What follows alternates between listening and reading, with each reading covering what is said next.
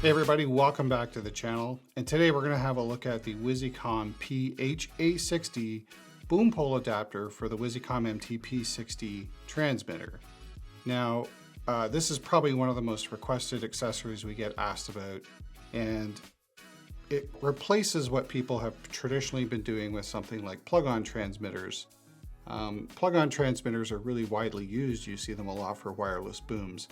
Unfortunately, a plug-on transmitter isn't really designed for wireless boom applications. They are designed for ENG applications. And what I mean by that is they are really meant to be attached to a handheld microphone.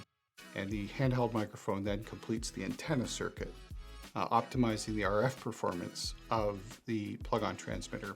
So when you connect it to your short lead and then into your boom pole, you're not really getting the same radio frequency performance out of it that you would if you connected it to its originally designed purpose to a handheld microphone. So to solve that problem, Wisycom has developed the PHA-60, which connects to the MTP-60.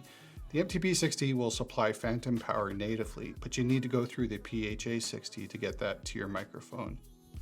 But then when you have these two pieces together, it mounts nicely onto the boom pole and provides robust RF connection as well as phantom power to the microphone.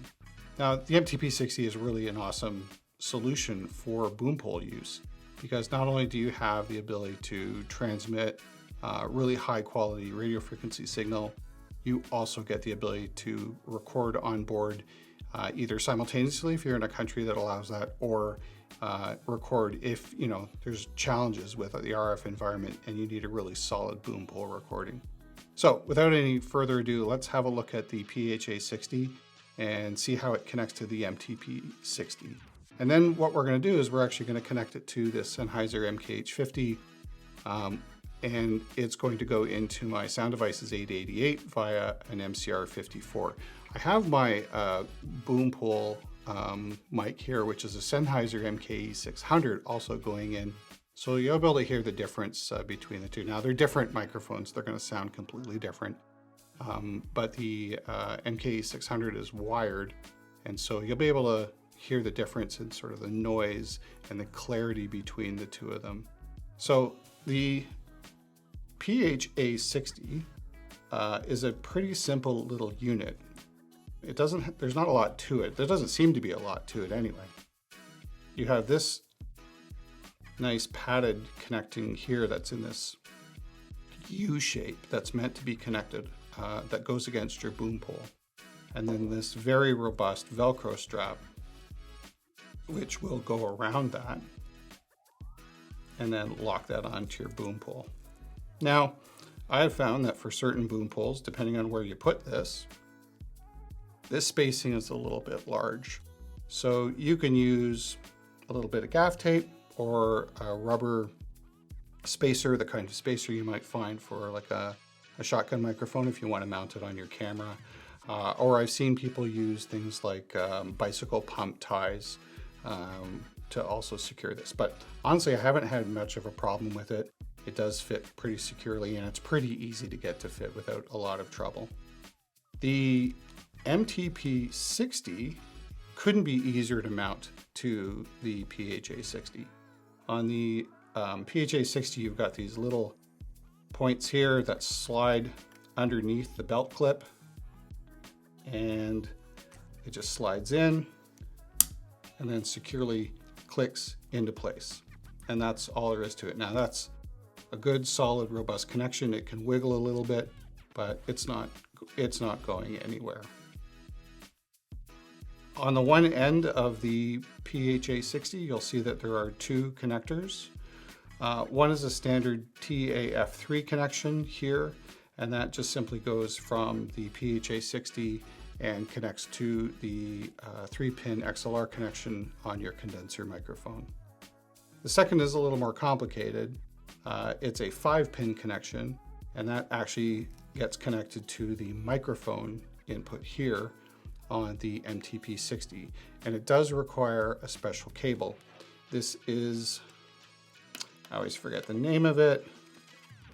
This is a Cal 48S cable, And it is a, get this to, is a 5-pin TAF connection to the LEMO connection, the 3-pin LEMO connection that goes into the MTP-60. So let's go ahead and connect that. It's pretty basic, just line those up, push it in, connects nice and securely. And then we just tie that in here and thread that down. Nice and snug. Not too snugly, but nice and snug.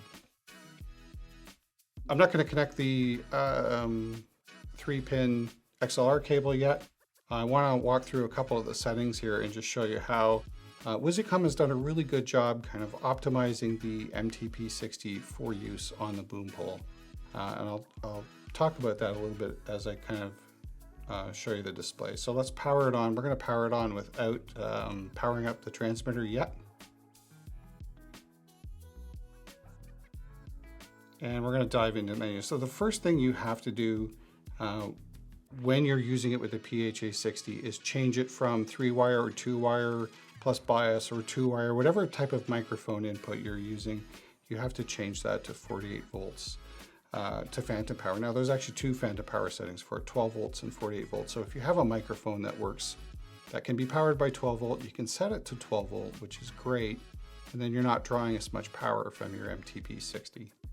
So we're going to go into audio, select that, scroll down here, and you can see mic mode here. I have it already selected for PHA-60, but if you dive in there, you can see there's different modes. There's the 12 volt PHA-60, and this is the 48 volt PHA-60. So you lock that in, and then on the side, there's an indicator light here that shows yellow when you're 48 volts and green if you're 12 volts. So that's a visual indication that you have power going from the MTP-60 into the PHA-60. So you're pretty much good to go.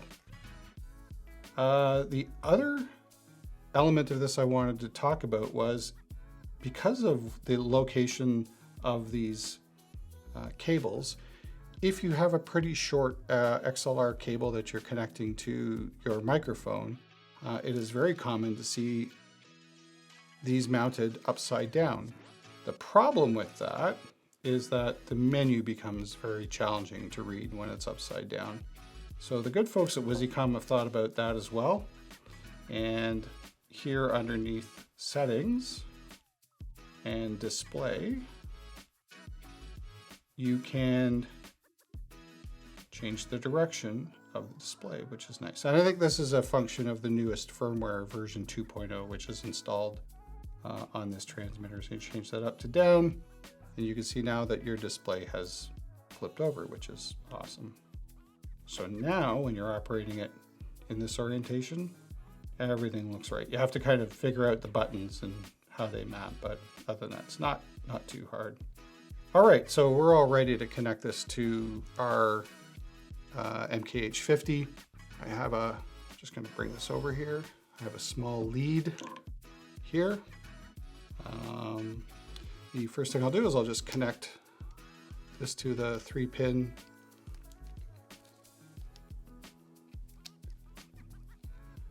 connection. Where are you?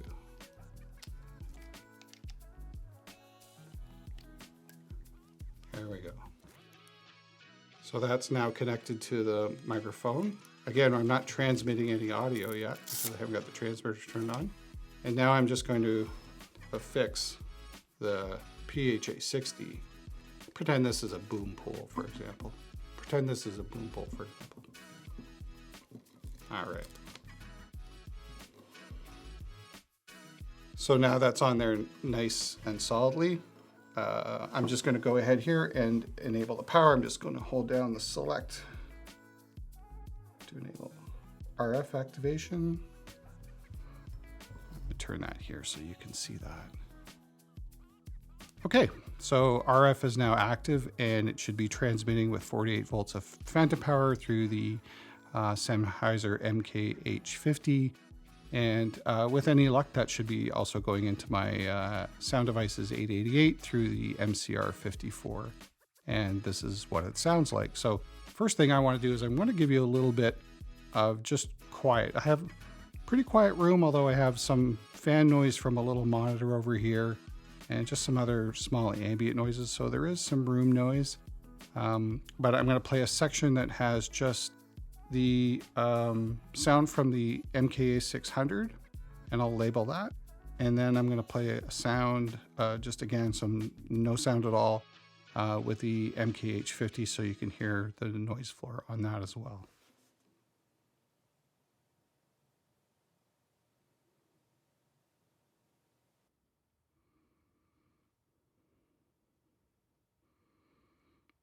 Okay, so that's a little bit of the noise floor. You'll notice that the PHA-60 with its ENS compander is very, very, very quiet.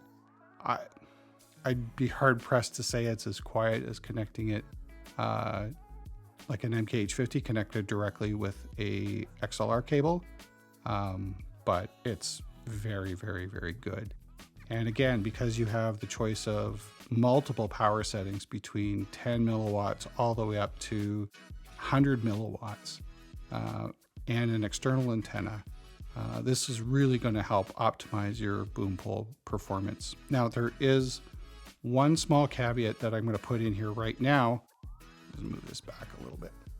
The MTP-60 is kind of renowned as it's the first model of wireless transmitter that Wisycom has come out with that has remote control functionality using long-range Bluetooth.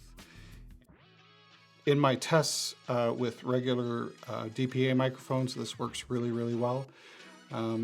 Unfortunately, on the PHA-60, there is some issue with that, in that if you have Bluetooth enabled, there is a little bit of a ticking sound, and I will post another video up here of a test that I've done with the PHA-60 where the ticking sound is audible. Now, that is only when Bluetooth is enabled. When it's not enabled, it is perfectly quiet, just like it is here. So this is an issue Wisycom is aware of. They're working on it. I'd like to know, hopefully fairly soon, whether that's just a firmware issue that can be changed or whether there's a hardware fix for that. I'm also hoping this is not something that's going to be affecting these for much longer. One of the best features of the MTP-60, honestly, is that ability to kind of control the gain, fine-tune the gain, and then occasionally if you need to change the transmitter power as well, to be able to do that from the remote control. Now, that's more important, I think, when it's on talent and you don't want to like mess with talent. When it's on your boom pole, it's pretty easy to pull it down, change whatever settings you want. So not a huge deal. I don't think it should stop anyone from considering using something like the PHA-60 on their boom pole. It is a really fantastic unit, and they've really thought about how it integrates and fits well together. Now, through that little diatribe about the Bluetooth functionality, I've been switching between the MKA-60 and the MKH-50 using the MTP-60 PHA-60 combination. So you'll get a sense of what it sounds like. Again, we're talking about an MKH-50 compared to an MKE-600, so there's a difference in the kinds of microphones. But I wanted to give you a comparison just to show you, primarily on the noise side. Anyway, I hope you found that helpful. In our next video, actually, we've got a little bit of a treat. We have found an accessory that connects to Wisycom's transmitters that allows you to remote the antenna. So if you're doing in-car and you need RF and you want to remote the antenna to the outside of the car, or if you're using your transmitter as an IFB transmitter on a cart or in a bag and you want to move that antenna a little bit further away from your receiving antennas, your transmitter antenna from your receiver antennas, we've come up with a really interesting solution for that. So be sure to subscribe, and I hope you liked this video. If you liked it, give a thumbs up. And as always, we'll see you in the next video, and happy recording. Bye for now.